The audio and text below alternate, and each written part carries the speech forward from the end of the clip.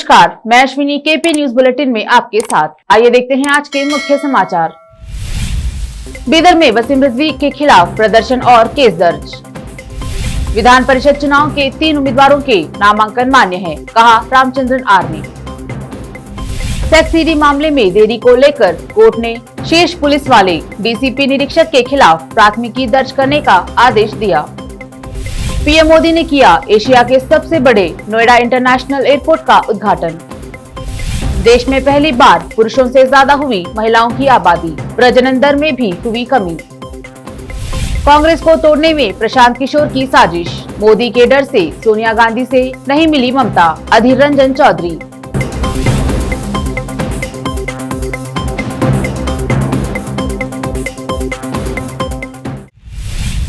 अब समाचार विस्तार से शुरू करते हैं। स्थानीय समाचार।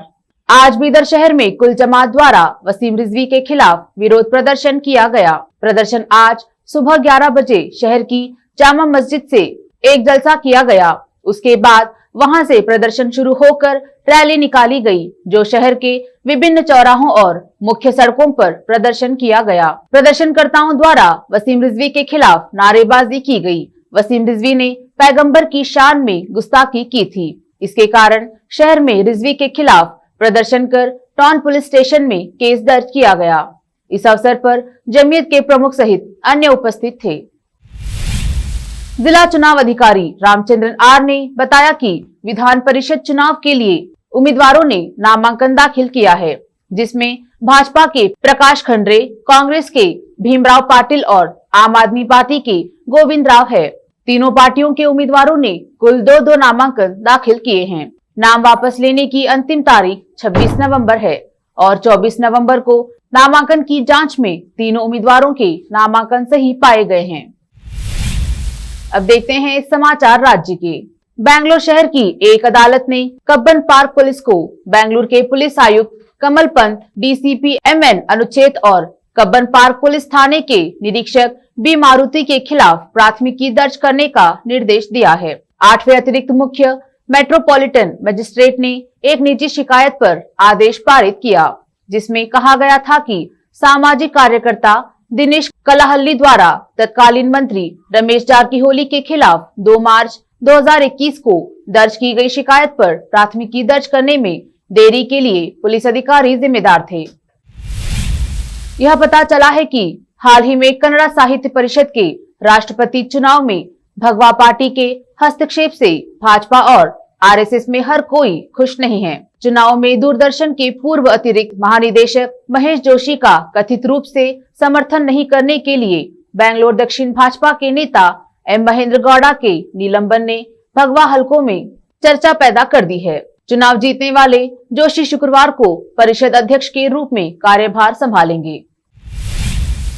कर्नाटक उच्च न्यायालय ने कर्नाटक राज्य विधि विश्वविद्यालय को इंटरमीडिएट सेमेस्टर परीक्षा आयोजित करने की अनुमति दी। विश्वविद्यालय ने 15 नवंबर से शुरू होने वाली KSLU परिपत्र अनिवार्य परीक्षाओं पर रोक लगाने वाले एकल न्यायाधीश के 12 नवंबर 2021 के आदेश को चुनौती देने वाली अपील को प्राथमिकता दी। मुख्य न्यायाधीश ऋतुराज अवस्थी और न्यायमूर्ति सचिन शंकर मखदूम की खंडपीठ ने अपील को स्वीकार कर लिया और बार काउंसिल ऑफ इंडिया और छात्रों को नोटिस देने का आदेश दिया, जो एकल न्यायाधीश के समक्ष याचिका करता है।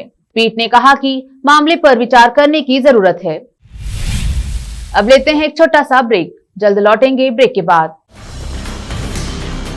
हिंदुस्तान के हर कोने में हम हैं मौजूद। 24 घंटे हालात पर गहरी नजर, खबरों से जुड़े चुपते सवालात और आपको दिखाता है धार्मिक, सामाजिक, राजनीतिक, लोकल और इंटरनेशनल न्यूज की सबसे बेहतर कवरेज, जो आपको रखती है हर पल बाखबर। देश और दुनिया भर की खबर के लिए देखते रहें KP News 24/7। Noor education trust Bidar की ओर से चलाए जाने वाला Noor MEd college Bidar, recognised by NCTE Delhi, and affiliated to Gulbarga University, Gulbarga. Admission are open for the academic year 2021-22. विशेषज्ञ और सक्षम शिक्षकों द्वारा शिक्षा प्राप्त करने के लिए नूर एमएड कॉलेज में दाखिला लें और शांत वातावरण में शिक्षा प्राप्त करें। बीदर शहर में बेहतर शिक्षा का एकमात्र केंद्र Noor MEd college, Shahpur gate, Bidar. Phone numbers 9945283920, 8482221297। Break के बाद आपका स्वागत है। देखते हैं आगे के समाचार। एनएसयूआई कार्यकर्ताओं पर पुलिस ने बरसाई लाठियां, सीएम हाउस के पास कर रहे थे प्रदर्शन। मध्य प्रदेश की राजधानी भोपाल में जमकर हंगामा और बवाल होने के बाद पुलिस ने लाठीचार्ज किया है। शिक्षा बचाओ देश बचाओ अभियान के लिए सीएम हाउस का घेराव करने की कोशिश कर रहे एनएसयूआई कार्यकर्ताओं और उनके समर्थकों ने पुलिस से धक्का मुक्की की, जिसके बाद पुलिस ने हल्का बल प्रयोग किया।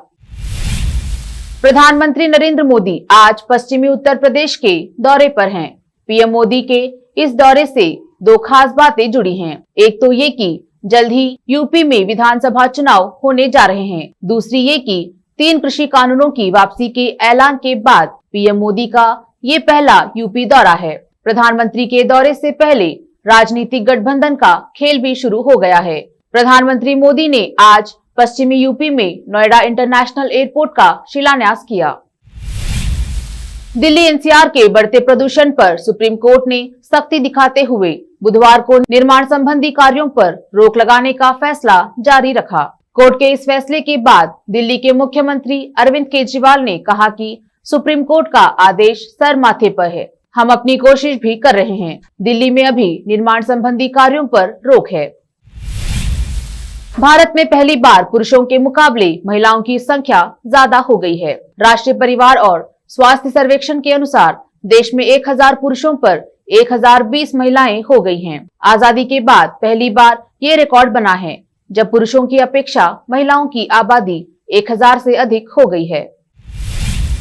कांग्रेस सांसद अधीर रंजन चौधरी ने मेघालय में कांग्रेस के 12 विधायकों को टीएमसी में शामिल होने का ठिकरा चुनावी रणनीतिकार प्रशांत किशोर पर फोड़ा है। उन्होंने कहा, यह सब प्रशांत किशोर और टीएमसी के नेता लुइजिन्हो फलेरियो कर रहे हैं। उन्होंने इसकी जानकारी होने की भी बात कही है। कांग्रेस सांसद अधीर रंजन चौधरी ने कहा, अगर ममता बनर्जी अभी सोनिया गांधी से मिलती हैं, तो पीएम मोदी नाराज हो जाएंगे। ईडी द्वारा उनके भतीजे को तलब किए जाने के तुरंत बाद उनकी हरकतें बदल गई। इससे पहले उन्होंने सोनिया गांधी को पत्र लिखकर बीजेपी के खिलाफ मिलकर लड़ने की बात कही थी। अंटार्कटिका वो जगह है जो हमेशा बर्फ से ढकी रहती है, जहां आम इंसान आसानी से पहुंच भी नहीं सकता है। उसी बर्फीले महाद्वीप पर एक एविएशन कंपनी ने इतिहास रचा है। अंटार्कटिका में एयरबस A340 की लैंडिंग हुई है।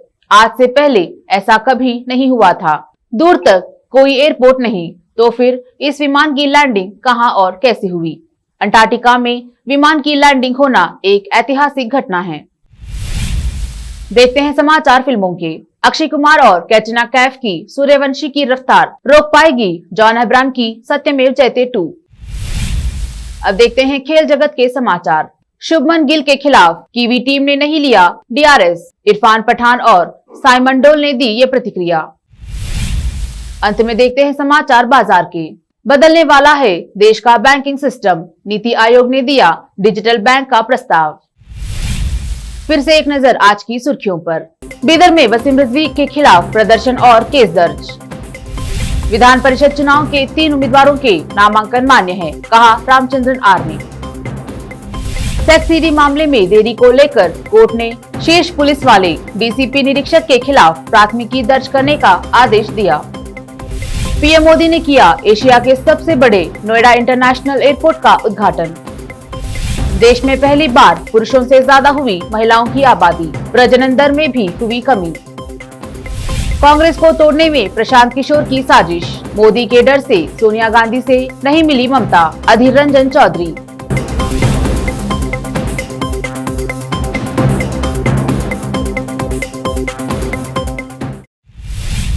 केपी न्यूज में फिलहाल इतना ही। अन्य समाचारों के लिए जुड़े रहिए केपी न्यूज 24/7 से। फिर मुलाकात होगी अन्य समाचारों के साथ। धन्यवाद।